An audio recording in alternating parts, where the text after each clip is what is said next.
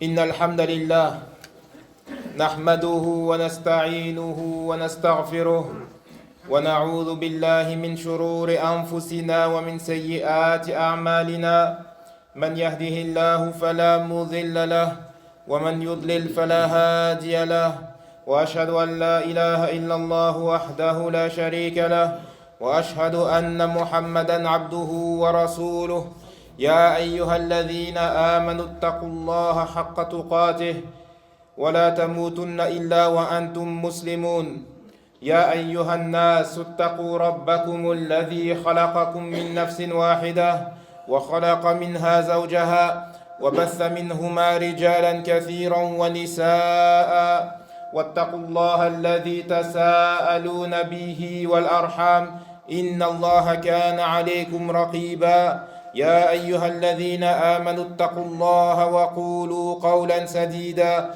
يصلح لكم أعمالكم ويغفر لكم ذنوبكم ومن يطع الله ورسوله فقد فاز فوزا عظيما أما بعد فإن خير الكلام كلام الله وخير الهدي هدي محمد صلى الله عليه وسلم وشر الأمور محدثاتها فإن كل محدثة بدعة وكل بدعة ضلالة وكل ضلالة في النار أعاذني الله وإياكم من النار. أيها المسلمون اعلموا رحمكم الله أن الخير كله في التمسك بالسنة والشر كله في ترك السنة ومخالفتها. قال الله تبارك وتعالى: قل إن كنتم تحبون الله فاتبعوني يحببكم الله ويغفر لكم ذنوبكم والله غفور رحيم. وقال سبحانه: وما آتاكم الرسول فخذوه وما نهاكم عنه فانتهوا. وقال عز وجل: فليحذر الذين يخالفون عن أمره أن تصيبهم فتنة أو يصيبهم عذاب أليم. والنبي صلى الله عليه وسلم قال: فإنه من يعش منكم فسيرى اختلافا كثيرا فعليكم بسنتي وسنة الخلفاء الراشدين المهديين من بعدي. الحديث. ولذلك قال الإمام الزهري رحمه الله قال: كان من مضى من علمائنا يقولون: الاعتصام بالسنة نجاة. وكان الإمام مالك بن أنس رضي الله عنه ورحمه يقول: السنة سفينة نوح، من ركبها نجا ومن تخلف عنها هلك. وقال الإمام الشافعي رحمه الله تعالى: أجمع المسلمون على أن من استبانت له سنة عن رسول الله صلى الله عليه وسلم لم يحل له أن يدعها لقول أحد. وقال الإمام أحمد بن حنبل: من مات على الإسلام والسنة مات على الخير كله. فنعم يا عباد الله، إن لزوم السنة هو الذي ينال به العبد خيري الدنيا والآخرة. Chers musulmans, sachez qu'Allah vous fasse miséricorde, que tout le bien est dans l'attachement à la sunna du prophète sallallahu alayhi wa sallam, et tout le mal est dans le délaissement de sa sunna ou dans le fait de la contredire. Allah subhanahu wa ta'ala dit dans la traduction rapprochée du sens du verset: dit, si vous aimez vraiment Allah, suivez-moi, Allah vous aimera alors et vous pardonnera vos péchés, et certes Allah est grand pardonneur et très miséricordieux. Et il dit également dans un autre verset: ce que le messager vous donne, prenez-le, et ce qu'il vous interdit, abstenez-vous-en. Et également il nous dit que ceux qui contredisent à son ordre, l'ordre du prophète sallallahu alayhi wa sallam, que ceux qui contredisent à son ordre prennent garde que ne les touche une tentation ou que ne les touche un châtiment douloureux. Et le prophète sallallahu alayhi wa sallam disait: celui qui vivra parmi vous après moi verra beaucoup de divergences, alors accrochez-vous à ma sunna et à la sunna des califes bien guidés, jusqu'à la fin du hadith. C'est pour cela que l'imam al-Zuhri, qu'Allah lui fasse miséricorde, disait: ceux qui nous ont précédés parmi nos savants disaient: l'attachement à la sunna est la cause du salut, est le moyen d'obtenir le salut. Et l'imam Malik ibn Anas disait, la sunna est l'arche de Noé. La sunna est semblable à l'arche de Noé.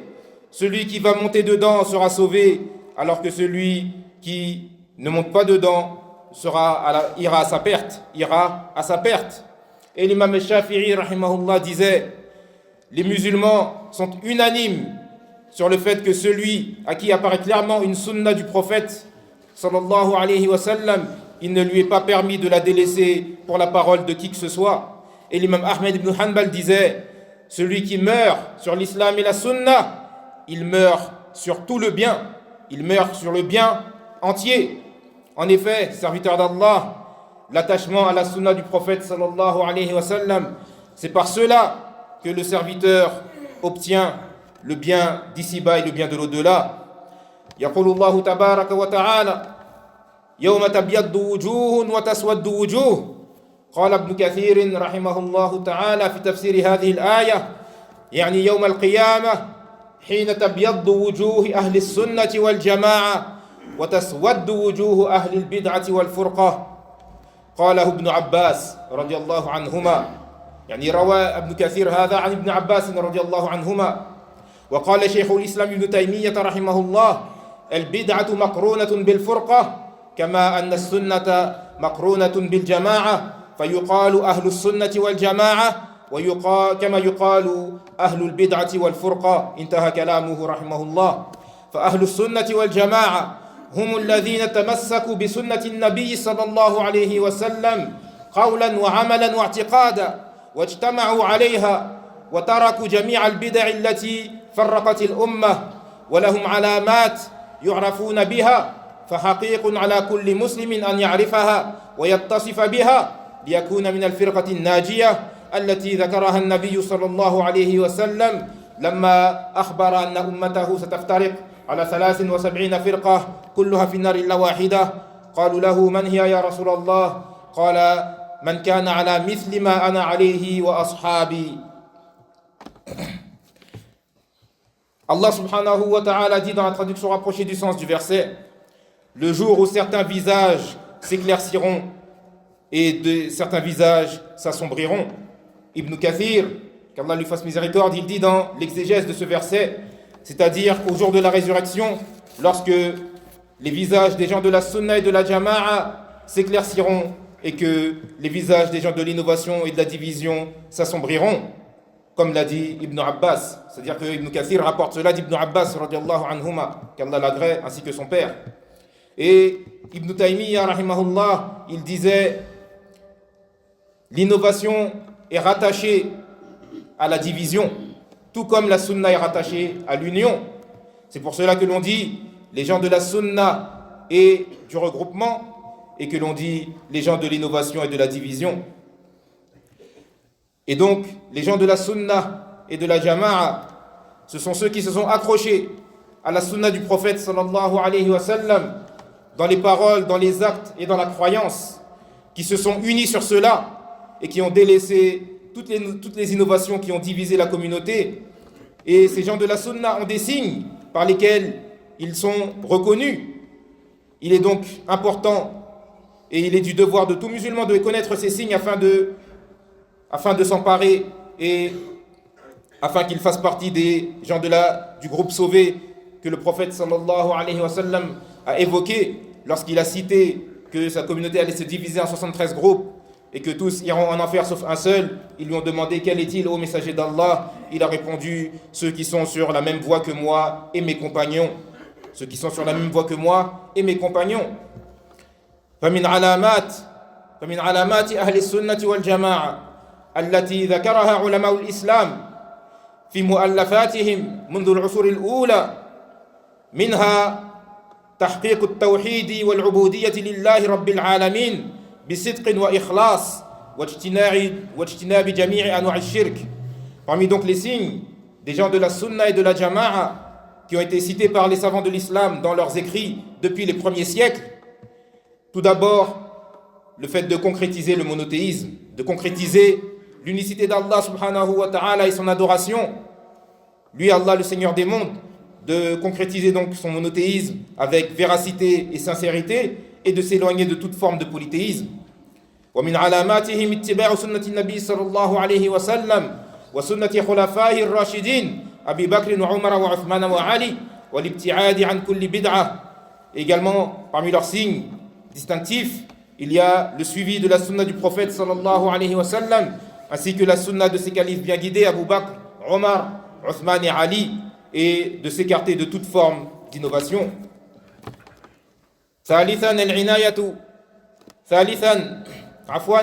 ثالثا التمسك بما كان عليه صحابة رسول الله صلى الله عليه وسلم علما وعملا فذلك أن تفهم نصوص الكتاب والسنة على وفق فهمهم وأن يعمل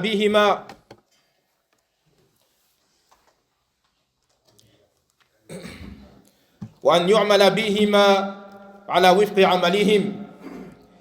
Parmi également donc les signes également de la sunna et de la jama'a, des gens de la sunna et de la jama'a, il y a le fait de s'attacher à ce sur quoi étaient les compagnons du prophète sallallahu alayhi wa sallam dans la connaissance tout comme dans la mise en pratique. Cela en comprenant les textes du Coran et de la sunna selon leur compréhension et de les appliquer de la même façon qu'ils les ont appliqués. رابعا العناية بالتوحيد والعقيدة الصحيحة تعلما وتعليما ودعوة وتطبيقا. Quatrièmement, le fait de donner une importance à l'unicité d'Allah Azza wa Jal et à la croyance authentique en l'étudiant, en l'enseignant, en y appelant et en la mettant en pratique. خامسا محبة أصحاب النبي صلى الله عليه وسلم وأهل بيته وعدم الطعن في أحد منهم. Cinquièmement, l'amour d'aimer les compagnons du prophète sallallahu alayhi wa sallam ainsi que les gens de la maison prophétique et de ne critiquer personne parmi eux et de ne dénigrer personne parmi eux. سادسا عدم تكفير مرتكب الكبيرة من المسلمين. Le sixième signe distinctif des gens de la sunna et de la jama'a, le fait de ne pas déclarer apostat celui parmi les musulmans qui commet un grand péché. سابعا السمع والطاعة لولاة الأمر المسلمين والدعاء لهم بالصلاح وعدم الخروج عليهم وإن فسقوا وظلموا وعدم ذكر معائبهم في المجالس وعلى المنابر بل يصبر على فسقهم وظلمهم وينصحون سرا. Le septième signe distinctif des gens de la sunna et de la jama'a, d'écouter et d'obéir aux gouverneurs musulmans et d'invoquer Allah Azza wa Jal qu'il les guide et les amène au bien et de ne surtout pas se rebeller contre eux même s'ils commettent des péchés, même s'ils commettent des injustices.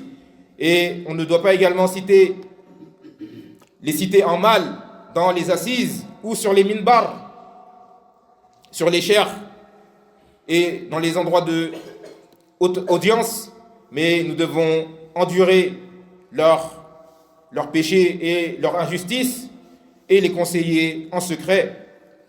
ثامنا احترام علماء السنة ومحبتهم مع عدم الغلو في أحد منهم وعدم التعصب لآرائهم إذا خالفوا نصا باجتهاد كان منهم فأخطأوا.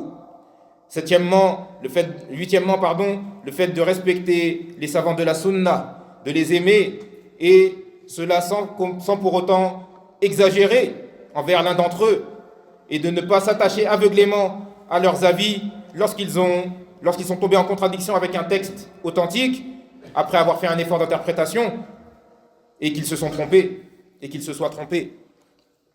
تاسعا عدم الخصومات في الدين وعدم مجادلة أهل البدع والأهواء. Le neuvième signe distinctif des gens de la sunna et de la jama'a, le fait de ne pas polémiquer dans la religion d'Allah et de ne pas polémiquer et débattre avec les gens de l'innovation qui suivent leur passion. عاشرا تحقيق الولاء والبراء لله تبارك وتعالى وهو الحب في الله والبغض في الله.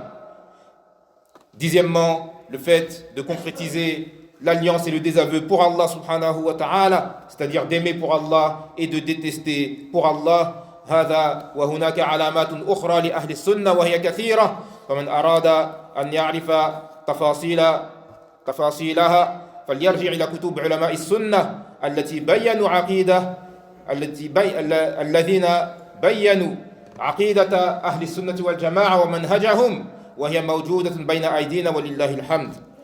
Ceux-ci donc sont certains des signes, parmi les signes distinctifs des gens de la sunna, et il y en a beaucoup, et celui qui veut en connaître plus sur cela, alors qu'il retourne aux livres des savants de la sunna, dans lesquels ils ont exposé et expliqué la croyance, le dogme et la méthodologie des gens de la sunna et de la jama'a, et ces livres-là sont présents aujourd'hui, walhamdulillah. أقول ما تسمعون واستغفر الله لي ولكم ولسائر المسلمين من كل ذنب فاستغفروه إنه هو الغفور الرحيم.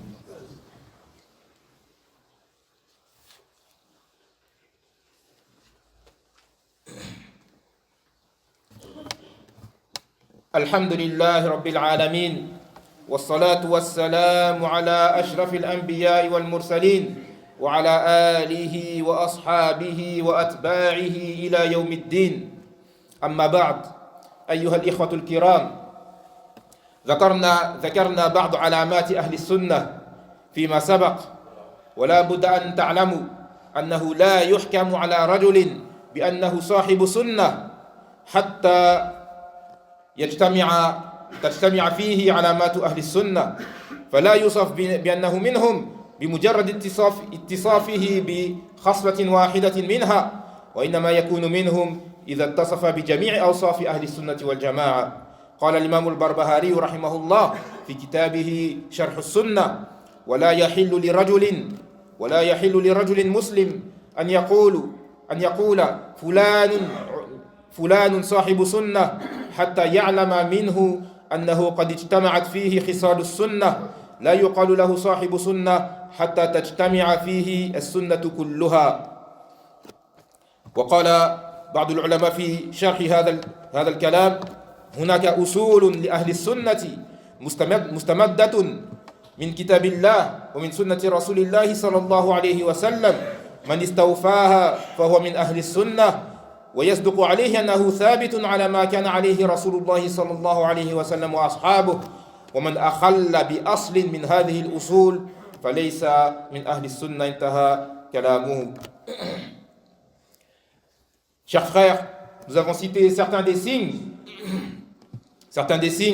des gens de la sunna dans ce qui a précédé, et il faut savoir qu'on ne juge quelqu'un comme faisant partie des gens de la sunna qu'après qu'il ait réuni les signes de la sunna.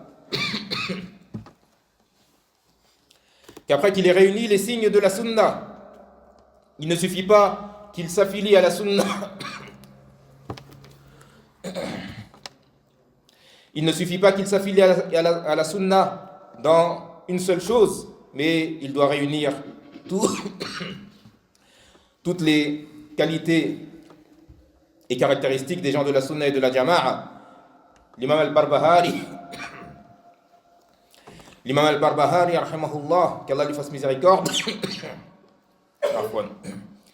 il disait dans son livre Sharh al-Sunnah, l'explication de la sunna: il n'est pas permis à un musulman de dire sur quelqu'un un tel et fait partie des gens de la sunna jusqu'à ce qu'il sache de lui que toutes les caractéristiques de la sunna se sont réunies en lui. On ne dit pas à quelqu'un qu'il est des gens de la sunna jusqu'à ce que la sunna entière se retrouve en lui. Et certains savants, en expliquant ce passage, ont dit: il y a des fondements aux gens de la sunna, des fondements qui sont tirés du livre d'Allah et de la sunna du messager d'Allah sallallahu alayhi wa sallam.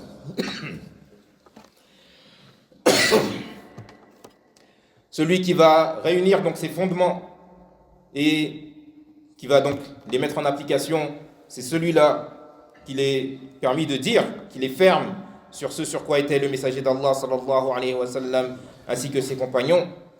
Quant à celui qui délaisse un de ses fondements, alors il ne fait pas partie des gens de la sunna.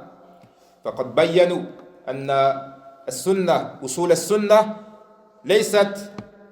لم تخرج من آراء الرجال، بل هي مأخوذة من كتاب الله ومن سنة رسول الله صلى الله عليه وسلم. هكذا كان علماء السنة من قديم الزمان إلى زمننا هذا وإلى أن يشاء الله وإلى أن يرث الله الأرض ومن عليها. علماء السنة يجمعون نصوص الكتاب والسنة ويبينونها للناس، وقد أخذوا علمهم من الجيل المتقدم إلى أن يصل إلى زمن الرسول صلى الله عليه وسلم وأصحابه الكرام. Je disais que de là donc nous comprenons que les ulama de la sunna n'ont pas tiré les fondements de la sunna à partir de leurs propres réflexions et interprétations, mais ils sont revenus à ce qui a été établi dans le livre d'Allah et dans la sunna du messager d'Allah sallallahu alayhi wa sallam. Ils ont réuni les textes du Coran et de la sunna, puis ils ont établi les fondements des gens de la sunna dès les premiers temps, dès l'époque des compagnons radiyallahu anhum et jusqu'à nos jours. Et c'est pour cela que les savants ne cessent de prendre les textes du Coran et de la sunna entièrement et de les expliquer aux gens comme ils l'ont appris de leurs savants qui les ont précédés, tout comme eux-mêmes l'ont appris de ceux qui les ont précédés, jusqu'à remonter à l'époque du prophète sallallahu alayhi wa sallam et de ses nobles compagnons.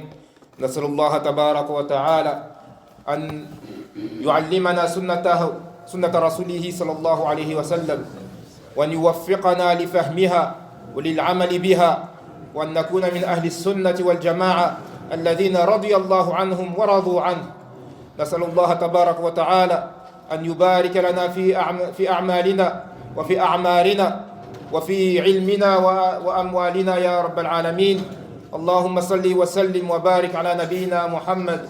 اللهم ارض عن خلفائه الراشدين الأئمة المهديين أبي بكر وعمر وعثمان وعلي وعن سائر الصحابة أجمعين. اللهم أعز الإسلام والمسلمين. اللهم أعز الإسلام والمسلمين. اللهم أعز الإسلام والمسلمين. اللهم من أرادنا أو أراد أحدا من المسلمين بسوء فأشغله في نفسه ورد كيده في نحره واجعل تدبيره تدميرا له يا رب العالمين. اللهم احفظ الإسلام والمسلمين في كل مكان. اللهم اغفر للمسلمين والمسلمات والمؤمنين والمؤمنات الأحياء منهم والأموات. اللهم وارحمنا مع كل من سبقنا من المؤمنين. ربنا اغفر لنا ولإخواننا الذين سبقونا بالإيمان ولا تجعل في قلوبنا غلا للذين آمنوا ربنا إنك رؤوف رحيم.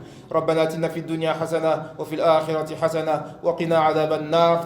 وقوموا إلى صلاتكم رحمكم الله.